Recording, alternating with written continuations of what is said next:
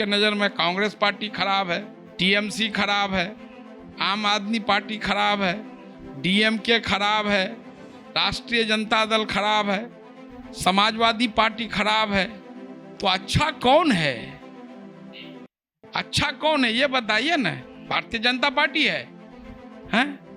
आप किस तरह की बातें कर रहे हैं? ये 15 मिनट का कॉन्सेप्ट क्या है? एक अकबरुद्दीन ओवैसी कभी बोलते 15 मिनट, जी जी असद ओवैसी बोलते 15 बॉटल खून दिया, जी जी। फिर मोदी जी के 15 लाख, और एक 15 है, डायनासोर से ही 15 बोतल खून एट ए टाइम निकाल सकते। तो ये सोचने की बात है 2014 से पहले कितने मुस्लिम एमएलए थे, एमएलसी थे, एमपी थे। आज 2025 में जब से मोदी जी आए, अवैसी साहब नेशनल लेवल पर उभरे, तो फिर मुस्लिम लीडरशिप क्यों कम हो गया? मेरा सवाल ये है। मुस्लिम लीडरशिप का मतलब यही नहीं है कि सिर्फ आपके पार्टी में जो है वही मुसलमान है, बाकी मुसलमान नहीं। मोदी जी के जो सपोर्ट में नहीं है वो देशद्रोही है। एमआईएम के जो खिलाफ है वो मुसलमान नहीं है, मुनाफिक है। ये फतवा भी देते हैं। वक्फ संशोधन कानून पर पार्लियामेंट में डिबेट हुआ, अवैसी साहब बहुत अच्छा बोले। जी जी जी, तो पहले भी सीए का फाड़े थे। आप मुस्लिम क़यादत की बात करेंगे, वो हिंदू राष्ट्र की बात करेंगे। सभी हिंदुओं एक हो जाओ। मैं आपको कोट करना चाहूँगा जमीयत उलमा हिंद के उस वक्त जनरल सेक्रेटरी और प्रेसिडेंट मौलाना महमूद मदनी साहब ने एक बार खुद इस पर कहा कि हम लोग इस तरह से बातें करके उन हिंदू भाइयों को नाराज कर रहे हैं जो अभी तक सेकुलर हैं, हमारे साथ खड़े हैं। मेरा मानना है कि हर पार्टी में मुस्लिम लीडरशिप होनी चाहिए। हैदराबाद ओल्ड सिटी से 2000 किलोमीटर का सफ़र तय करते हुए आज मीम टीवी की टीम पहुंच चुकी है बिहार के सीमांचल में, और किशनगंज जो कॉन्स्टिट्यूंसी है वहां पर हम मौजूद है। जिस साहब के मकान में हम मौजूद है वो कोचा धमन के एक्स एमएलए भी रह चुके। हमारे साथ मौजूद है मास्टर मुजाहिद आलम साहब। आलम साहब बहुत बहुत खैर मकदम मीम टीवी के स्टूडियो पर, कैसे हो आप? आपका भी बहुत बहुत शुक्रिया। आप हैदराबाद से 2000 जी किलोमीटर चल करके यहाँ आए हैं, और आपके मीम टीवी के जी सभी साथियों का भी बहुत ही वेलकम है, जी, इस्तकबाल है, स्वागत है। शुक्रिया। आलम साहब, बिहार में जो चुनाव की जो लहर चल रही है, अब हम यहाँ पे कुछ लोगों से जो बात कर रहे हैं तो हमें ये भी पता चला है कि जिस तरफ राज्य में जो सरकारें जो है, चाहे हम जेडीयू की बात करें या आरजेडी की बात करें या कांग्रेस की बात करें या फिर भाजपा ही क्यों ना हो, तो ऐसी पॉलिटिकल पार्टीज़ के बीच में तेलंगाना हैदराबाद से एक पार्टी जो आती है एआईएमआईएम, और यहाँ पर आके डेवलपमेंट हम सीमांचल में करेंगे, हम यहाँ पर जो है विकास करेंगे और मुसलमानों का भला करेंगे, इस किस्म के दावे यहाँ पे करती है। तो उसको लेकर आपकी क्या राय है, आपकी क्या ओपिनियन है इस चीज़ पर? मेरी राय यही है कि पिछले बार भी जब चुनाव मैदान में ये सीमांचल में उतरे थे, लगभग 22 सीट से शायद लड़े थे, इसमें 5 सीट जीते भी। जी लंबे चौड़े वादों की फहरिस्त है।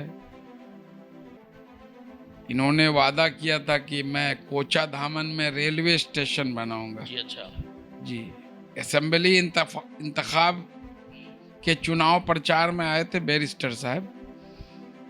उसी तरह ये कहीं वादा किए कि मैं अवैसी हॉस्पिटल खुलवाऊंगा, कहीं पर कि डिग्री कॉलेज बनाऊंगा, कहीं पर टेरागाज को बहादुरगंज से बिजली लाइन सप्लाई करूंगा। एएमयू किशनगंज सेंटर का जो मामला है, जो फंड उसका रिलीज नहीं हो रहा, जी उसको मैं फंड दिलवाऊंगा। और जो सीमांचल में का जो ये एरिया है, जी, यहाँ पर एक सुरजापुरी एक लोकल डायलेक्ट है, ओके, उसके बोलने वालों की तादाद अधिक है। जी अच्छा, ये बंगाल का एरिया, और ये किशनगंज लोकसभा में 6 असेंबली कंस्टिट्यूंसी है, जी 6 के 6 सुरजापुरी मुस्लिम हैं एमएलएज। एमपी भी सुरजापुरी मुस्लिम है। उसके अगल बगल एडजॉइनिंग एरियाज में भी तो ये वादा किए थे जी कि सुरजापुरी भाषा को मैं केंद्र सरकार के ओबीसी सेंट्रल लिस्ट में शामिल करवाऊंगा। अच्छा ये भी उनका वादा था। जी एएमयू को fund, railway station, Owaisi hospital, degree college, टेरागाज को किशनगंज से बिजली सप्लाई जी डायरेक्ट करना। बिजली अनियमित आपूर्ति के लिए वहाँ लोगों को दिक्कत होती थी क्योंकि वहाँ बिजली दूर से, अररिया जिले से, अच्छा और आज भी स्थिति वही है। जी लेकिन जिन वादों को बैरिस्टर साहब खुद किए, जी लेकिन एक भी वादे पूरे नहीं हुए। जी 5 साल होने को हैं, 5 जीते जी और 1.5 साल बाद 4 आदमी जी। उनका साथ छोड़कर चले गए। तो क्या वजह हो सकती है, उन्होंने एमआईएम के टिकट पे इलेक्शन जीता, उसके बाद फिर वो स्विच कर लिए 1.5-2 साल में, तो आपकी नज़रिए में क्या रीज़न हो सकता है उसका? अब उनका तो दोनों एंगल से देखना पड़ेगा, वो लोग क्या सोचते हैं जी और जो एमएलए छोड़ कर गए उनकी बातों को भी सुनना पड़ेगा, वो क्या बोलते हैं। जी तो उन चारों का ये कहना था जी कि हम लोगों का किसी ऑफिस में, किसी विभाग में काम नहीं हो रहा था, अच्छा हम लोगों की बातें नहीं सुनी जा रही थी, और जो है इसीलिए हम लोगों ने क्षेत्र के विकास के लिए हम लोगों ने दूसरी पार्टी, जो बिहार की सबसे बड़ी पार्टी है राष्ट्रीय जनता दल में, जी 5 में से 4 आदमी चले गए। कहीं ना कहीं तो ये सवाल उठता है कि आपके 5 जीत के गए, 4 अगर आपको छोड़ के चले गए तो सिर्फ आप उनको ब्लेम करेंगे कि ये ऐसे हैं, वैसे हैं, फलाना है, ठिकाना है। क्यों छोड़ कर गए, अपनी अंदर की भी कमियों को देखना पड़ेगा कि आप उनको समेट कर नहीं रख पाए। तो आपने वादा किया था कि हम हक छीन कर लाएंगे, जी जो है कुछ भी पॉसिबल नहीं हुआ। और हिंदुस्तान में जब हम सांप्रदायिकता की बात करते हैं तो कहीं ना कहीं एक नाम बड़ा भाजपा का भी जो है आता है कि चाहे वो हिंदुत्व के पर्सपेक्टिव से देखें या फिर जो है कम्युनलिज्म के एतबार से, लेकिन दूसरी तरफ साथ ही साथ अगर हम एमआईएम की बात करें तो अक्सर उनके भी नेता जो है इस किस्म के भड़काऊ भाषण, जैसे कि कोई 15 मिनट की तकरीर वाला जो इंसिडेंट है, तो वो भी कहीं ना कहीं काफ़ी जो है हिंदुस्तान में एक नफ़रत फैलाया है, बहुत ज़्यादा आग के तरह फैला है।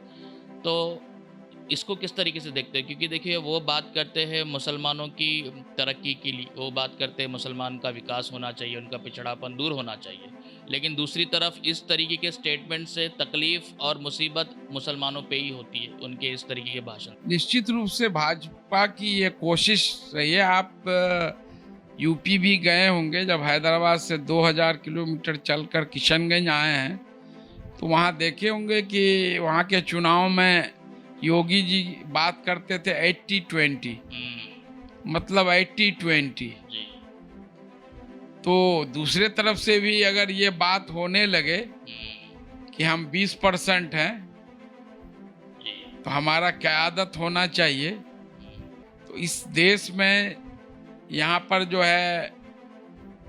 है मल्टी रिलीजन, मल्टी कास्ट, जी मल्टी लैंग्वेज ये कंट्री है, जी और उसी में इसकी खूबसूरती है। योगी जी अगर बोले कि नहीं 80% हिंदुओं को एक होना चाहिए, और बैरिस्टर साहब बोलेंगे कि नहीं यूपी में 20% मुसलमान, और हमारे सीमांचल में बिहार में बोलते हैं 18% मुसलमान, उसका लीडरशिप डेवलप होना चाहिए। तो कहीं ना कहीं इससे जो है बीजेपी ही मजबूत हो रही है। आप अगर बात करेंगे कि बिहार में, मैं बिहार के पर्सपेक्टिव में, कि 18% मुसलमान को एक होना चाहिए मुस्लिम पार्टी के नाम पर, मुस्लिम लीडरशिप के नाम पर, तो वो है 82%। वो अगर इस तरह की बात करते हैं तब फिर आप कहाँ टिकेंगे। और जब से नरेंद्र मोदी जी 2014 में उनका उदय हुआ और उसी वक्त 2014 से अवैसी साहब भी नेशनल लेवल पर उभरे, पूरे हर जगह, तेलंगाना से हट करके दूसरे जगह। तो उसके बाद आप स्टडी कीजिए, कंपैरेटिव स्टडी कीजिए उत्तर प्रदेश का, बिहार का, आपको गुजरात का, महाराष्ट्र का, झारखंड का, जहाँ जहाँ ये लोग गए हैं चुनाव लड़ने, और पूरे जितने 543 लोकसभा कंस्टिट्यूंसीज हैं, तो 2014 से जो पाएंगे तो कि 2014 से पहले मुस्लिम रिप्रेजेंटेशन पार्लियामेंट में भी अधिक था, उत्तर प्रदेश में भी अधिक था, आपको जो है बिहार में भी अधिक था, गुजरात में भी अधिक था, महाराष्ट्र में भी अधिक था, झारखंड में भी अधिक था। अभी दिल्ली में गए, मुस्तफाबाद सीट क्यों हार गए? तो वो आज जब जो जीते हैं बीजेपी के, वो आज बोलते हैं कि तुम अपने दुकान के आगे नेम प्लेट लगाओ। तो ये क्या है? तो लोगों को बांटने की ही एक कोशिश है। तो मैं ये कहना चाहता हूं कि कहाँ मुस्लिम क़यादत, और तो घट गया, और तो घट गया। मेरा मानना है कि हर पार्टी में मुस्लिम लीडरशिप होनी चाहिए, हर पार्टी में होनी चाहिए। वो जिस पार्टी में है, बीजेपी में भी है तो कोई मुस्लिम है तो वो जीत करके आए, शिवसेना में है तो वो है, एनसीपी में है तो वो है, समाजवादी है, आम आदमी पार्टी है, राष्ट्रीय जनता दल है, कांग्रेस है, डीएमके है, टीएमसी है। तो सबसे जो हमारा रिप्रेजेंटेशन होना चाहिए, आज हमारा रिप्रेजेंटेशन कम क्यों हुआ, ये इस बात पर सबको सोचना चाहिए। ये हकीकत है, ये कोई इसको बहुत संजीदगी से सोचने का बात। आप गूगल में सब डाला हुआ है, आप जो है निकाल के एक स्टेट का, लोकसभा का आप देखिए, तो फिर ये कहाँ हमारा लीडरशिप जा रहा है, कहाँ हमारा रिप्रेजेंटेशन जा रहा है। आज क्या हो रहा है? आज उत्तर प्रदेश में हालात कैसे हैं? जब आप चुनाव लड़े थे तो क्या क्या बातें कहे थे। आज जो इतना मदरसों पर जुल्म हो रहा है, मस्जिदों को ढाया जा रहा है, हमारी इबादत गाहें सुरक्षित नहीं है, कोई आदमी कारोबार करता है उसको रोका जाता है कि आप यहाँ पर अपना दुकान नहीं लगाया जा सकते हैं। तो ये देश नफरत से चलेगा क्या? ये देश में मैं पहले ही बोला, multi religion, multi caste, multi language का ये मुल्क है, तो सबको लेके चलना पड़ेगा। हम एक की बात करेंगे, जो हमारे साथ आज चल रहे हैं वो हमसे दूर चले जाएंगे। कांग्रेस पार्टी बहुत खराब है, आपके नज़र में कांग्रेस पार्टी खराब है, टीएमसी खराब है, आम आदमी पार्टी खराब है, डीएमके खराब है, राष्ट्रीय जनता दल खराब है, समाजवादी पार्टी खराब है। तो अच्छा कौन है? अच्छा कौन है ये बताइए ना। भारतीय जनता पार्टी है, हैं?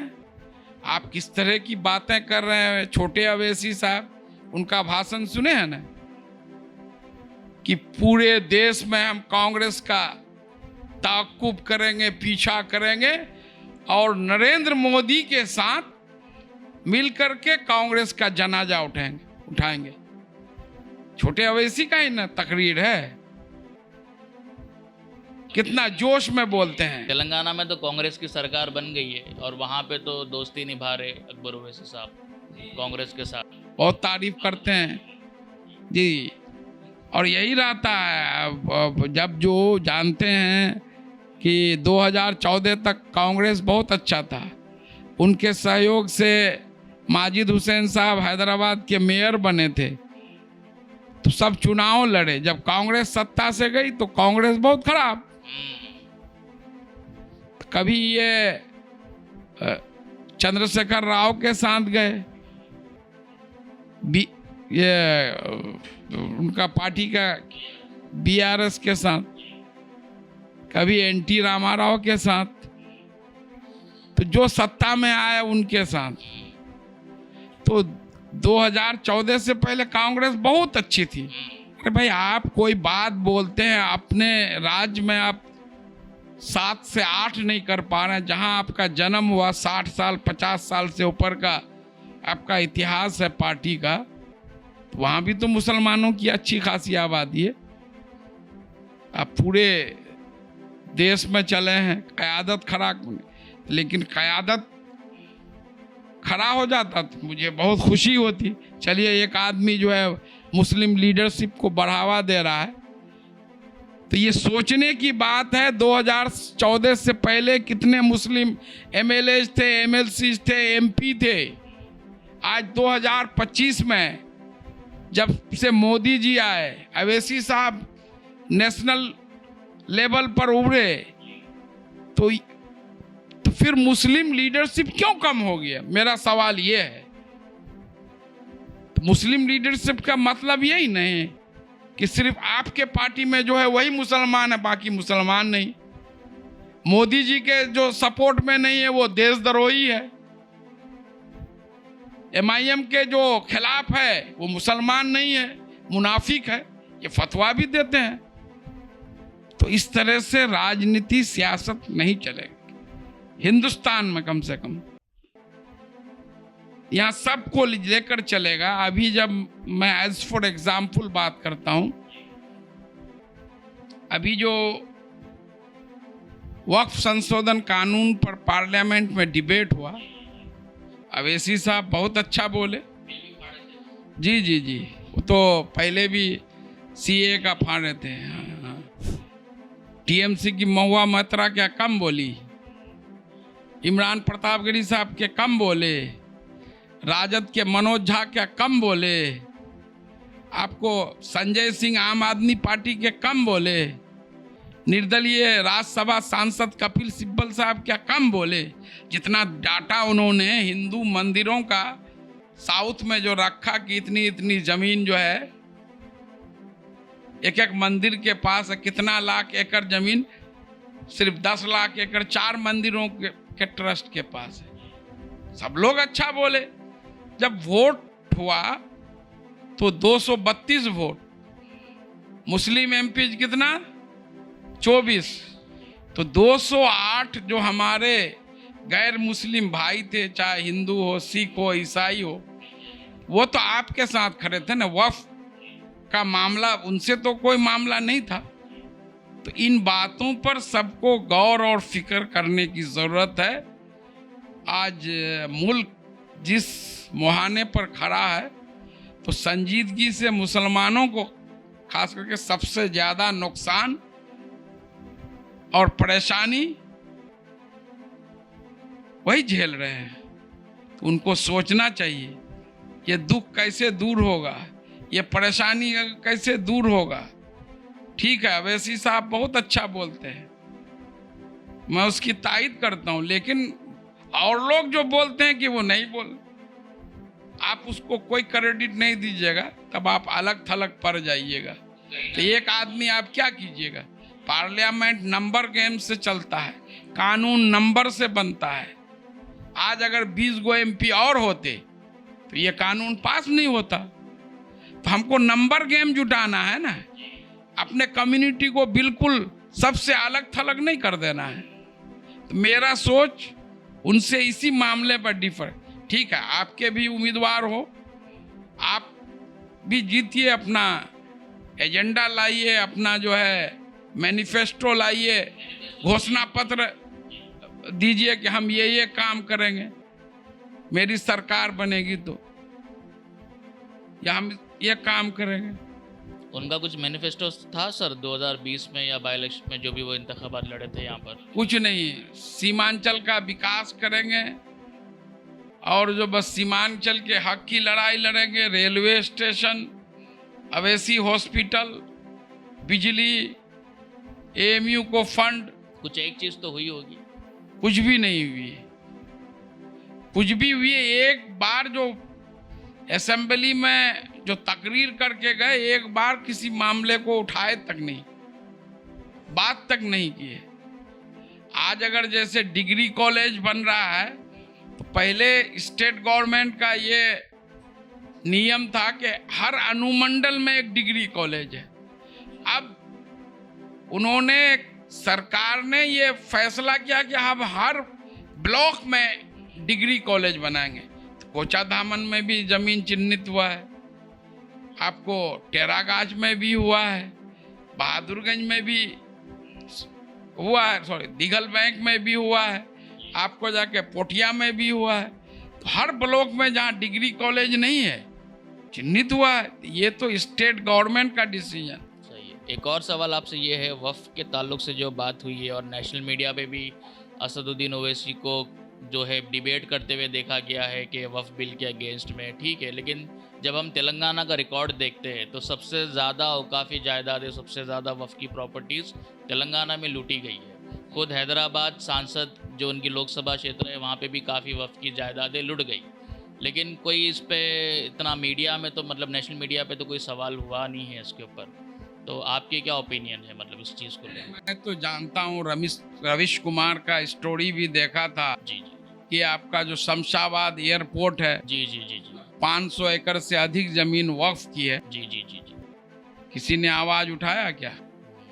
मैं कौन, खान बहादुर वक्फ स्टेट में नाम भूल रहा हूँ, जी उसमें वहाँ के वक्फ बोर्ड के बिना इजाजत के हाई कोर्ट ने रोक लगा दिया। स्टेट गवर्नमेंट जो है लगभग 1400 एकड़ जमीन मल्टीनेशनल कंपनीज को दे दी। उसके लिए सुप्रीम कोर्ट गए, जी सुप्रीम कोर्ट से फटकार लगा, उसके बाद भी वो जमीन आपके हैदराबाद में भी दरगाह हुसैन शाह वली की दरगाह वो जी भी जी जो है जी लुट गई, वहाँ पे बर्बाद तो हो चुकी जी है। जी। तो 2000 एकड़ तो यही दो जगह है, और छोटा मोटा तो और क्या बात करें। और बैरिस्टर साहब जब तक एमएलए रहे वो वक्फ बोर्ड के मेंबर भी रहे, ये भी हकीकत बात। जी जी जी आप मुस्लिम क़यादत की बात करेंगे, वो हिंदू राष्ट्र की बात करेंगे, सभी हिंदुओं एक हो जाओ। मैं आपको कोट करना चाहूँगा, जमीयत उलमा हिंद के उस वक्त जनरल सेक्रेटरी और प्रेसिडेंट मौलाना महमूद मदनी साहब ने एक बार खुद इस पर कहा कि हम लोग इस तरह से बातें करके उन हिंदू भाइयों को नाराज कर रहे हैं जो अभी तक सेकुलर हैं, हमारे साथ खड़े हैं। तो इस तरह की बातें हमारे तरफ से होंगी, ये उनका कहना था कि हमारे तरफ से होंगी, तो इससे इस कौम का, इस कम्युनिटी का बहुत बड़ा नुकसान होगा, जिसके लिए उनको इनके गैंग द्वारा बहुत भद्दी गालियां भी दी गई थी। वो कुछ भी मानने के लिए तैयार नहीं, वो जो बोल दिए वही सही है, चाहे वो पॉसिबल हो नहीं हो। अभी फिर देख लीजिए, एक बैरिस्टर साहब एक स्पीच में बोलते हैं पूरा अल्लाह रसूल का नाम लेके, मैं फलाना हॉस्पिटल में गया, मालूम हुआ वो नेगेटिव ब्लड चाहिए। एक लड़के को था 9-10 साल का लड़का, और मैंने कहा मेरा है, और वो बोले कि मैं एक के बाद एक खुद ब्लड निकालता था, दौड़ के लेके जाता था, उस पर चढ़ता, 15 बोतल खून 15 बोतल खून दिया। जी जी तो आप किसी भी मेडिकल एक्सपर्ट, कोई भी साइंटिस्ट से पता पूछ लीजिए कि जिस आदमी के बदन से 15 बोतल खून निकल जाए, वो आदमी जिंदा रह पाएगा या निकल पाएगा? डायनासोर से ही 15 बोतल खून एट ए टाइम निकाल सकते, लेकिन लोग नहीं बोलेंगे, बोले हैं साहब बोले हैं सब ठीक है, वो एकदम ठीक है होगा। समझ गए? उसको सही गलत से नहीं, मत उनके मुंह से निकल गया बिल्कुल सही है, वो गलत मानेंगे ही नहीं। तब इस तरह से लोग जी जी जी हर चीज को जब तौलेंगे, अंधभक्ति बोलो या फिर अंध मुरीदी बोल लीजिए, अंधभक्ति दोनों तरफ से है। जी जी जी। ये 15 मिनट का कॉन्सेप्ट क्या है? एक अकबरुद्दीन ओवैसी कभी बोलते हैं 15 मिनट, जी जी असद ओवैसी बोलते 15 बॉटल खून दिया हूँ, जी जी। फिर मोदी जी के 15 लाख। तो ये 15 का क्या होगा? और एक 15 है जो उनके स्टेट प्रेसिडेंट है, उनका खुद स्टेटमेंट है, जी। शादी के 15 महीने बाद जो बच्चा पैदा होता है वो हराम है, नाजायज है, अच्छा। ऑन रिकॉर्ड, जिसके लिए बाद में वो जो है माफी भी मांगे हैं उनके लिए। तो ये 15 का पीछा नहीं छोड़ता है। हाँ। 15 मिनट, 15 बोतल खून, 15 करोड़, मोदी के 15 15 लाख। महीने मोदी का 15 लाख। हाँ। रैपिड फायर राउंड आपके साथ 2-3 क्वेश्चन। अगर आप पॉलिटिशियन नहीं होते तो आप क्या होते हैं मुजाहिद आलम साहब? मैं कोई बड़ा अफसर होता। IAS मेरा ड्रीम था, और मैं पढ़ाई में जब इस ओल्ड पूर्णिया डिस्ट्रिक्ट, बिहार का 1 to 10 बिहार का जो सबसे बेस्ट कॉलेज है पटना साइंस कॉलेज से मैंने एजुकेशन हासिल किया। और अगर मैं पॉलिटिक्स में नहीं होता तो कोई बड़ा अफसर होता। मेरे वालिदैन की भी यही ख्वाहिश थी।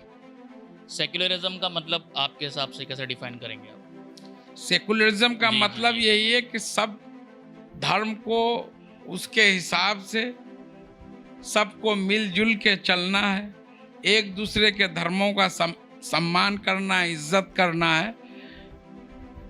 यही सेकुलरिज्म का मेरे नज़दीक मतलब है। तो शुक्रिया बहुत बहुत मुजाहिद आलम साहब मीम टीवी को आपका कीमती वक्त देने के लिए। चलिए, बहुत बहुत शुक्रिया यहाँ 2000 किलोमीटर हैदराबाद से चलकर आने के लिए। लेकिन आप के टीवी का नाम, चैनल का नाम है मीम टीवी, और आपने जो सवालात किए वो जवाब दिया। तो जो अंधभक्त हैं तो वो तो उनका कितना फायरिंग चलेगा, उनके बस में हो तो कभी जो है कुछ भी कर दे, सबको इस्लाम से खारिज। सर्टिफिकेट लेके घूमते हो ना? जी जी जी, मोदी जी के लोग भी घूमते हैं, जी जी जी। और जो है ये लोग भी, वो तो देश से खारिज कर देते हैं, हाँ, राष्ट्रद्रोही है, ये इस्लाम से खारिज। ये इस्लाम से खारिज है, सही मुनाफिक है। सही। बहुत अच्छा लगा आप लोगों से बात करने के लिए, बहुत बहुत शुक्रिया।